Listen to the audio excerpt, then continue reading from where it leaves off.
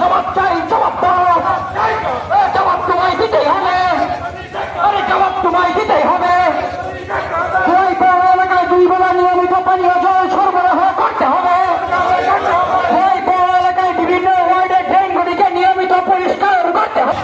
ভারতের communist party মার্ক্সবাদে দেশ ছাড়ুক, ভারতের কমিউনিস্ট পার্টি মার্ক্সবাদে দেশ ছাড়ুক। 11 দফা দাবির ভিত্তিতে পৌরসভা ডেপুটেশনের দলে দলে যোগ দেন।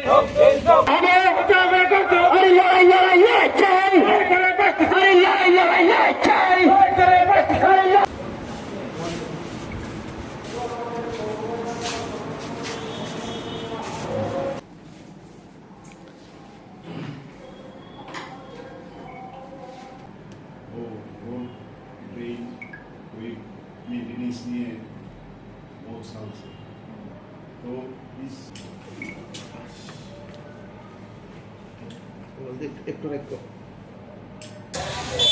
খোয়াই পৌর পরিষদের আমরা 11 দফা দাবির ভিত্তিতে গণ ডেপুটেশনে মিলিত হতে যাচ্ছি।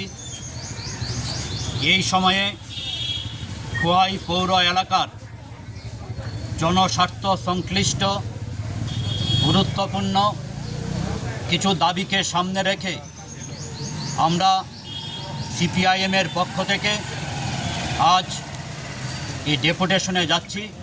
তার মধ্যে মুখ্যত দাবি হচ্ছে আমাদের খোয়াই পৌর এলাকায় আমরা লক্ষ্য করছি দীর্ঘদিন যাবৎ সেখানে পানীয় জল সরবরাহ অনিয়মিত হচ্ছে এবং পরিশ্রুত পানীয় জল বিভিন্ন এলাকাতে মানুষ পাচ্ছেন না।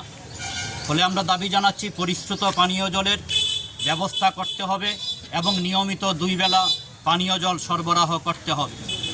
আমরা দাবি জানাচ্ছি আমাদের খোয়াই শহরের উপর দিয়ে বয়ে চলা একটি গুরুত্বপূর্ণ ছড়া লালছড়া, এই লালছড়ার ভাঙ্গন বিশেষ করে খোয়াই দশরথদেব মেমোরিয়াল কলেজ থেকে লালছড়া এলাকার বিভিন্ন পাড়ায় সেখানে ভাঙ্গন দেখা দিচ্ছে। এতে মানুষ সেখানে তাদের বাড়িঘর রক্ষা করবার প্রশ্নে চিন্তিত হয়ে পড়ছেন। আমরা দাবি করছি প্রশাসনের নিকট দ্রুত সেখানে কার্যকরী ব্যবস্থা গ্রহণ করা হোক লালছড়ার ভাঙ্গন রোধ করবার প্রশ্নে। আমরা দাবি করছি একটি গুরুত্বপূর্ণ প্রকল্প শ্রমজীবী মানুষের জন্য 12। আপনারা জানেন পূর্বতন বামফ্রন্ট সরকার আমাদের রাজ্যে শহর এলাকার মানুষের জন্যে বিশেষত শ্রমজীবী অংশের মানুষ তাদের কর্মসংস্থানের প্রশ্নে একটা গুরুত্বপূর্ণ প্রকল্প গ্রহণ করেছিলেন 12।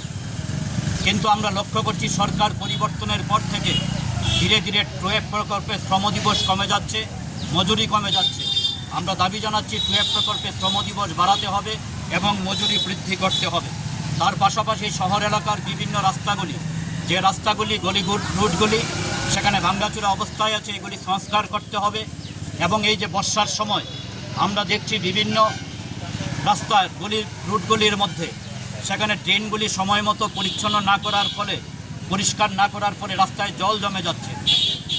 সুতরাং ট্রেনগুলি প্রতিনিয়ত সেখানে পরিষ্কার রাখতে হবে। সুভাষ পার্ক বাজার এলাকায় সেখানে পার্কিং জোনের ব্যবস্থা করতে হবে।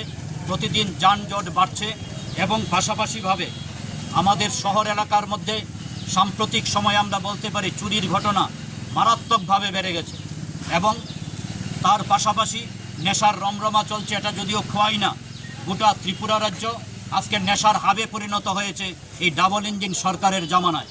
তাই শহর এলাকার মানুষের নিরাপত্তা রক্ষার প্রশ্নে এবং এই নেশার রমরমা বন্ধ করবার প্রশ্নেও আমরা মনে করি শহরের বিভিন্ন গুরুত্বপূর্ণ জায়গাগুলিকে সেখানে সিসি জোনের আওতায় আনা দরকার, যাতে নজরদারি প্রশাসনের পক্ষ থেকে ভালোভাবে করা যায়। স্ট্রিট লাইটগুলি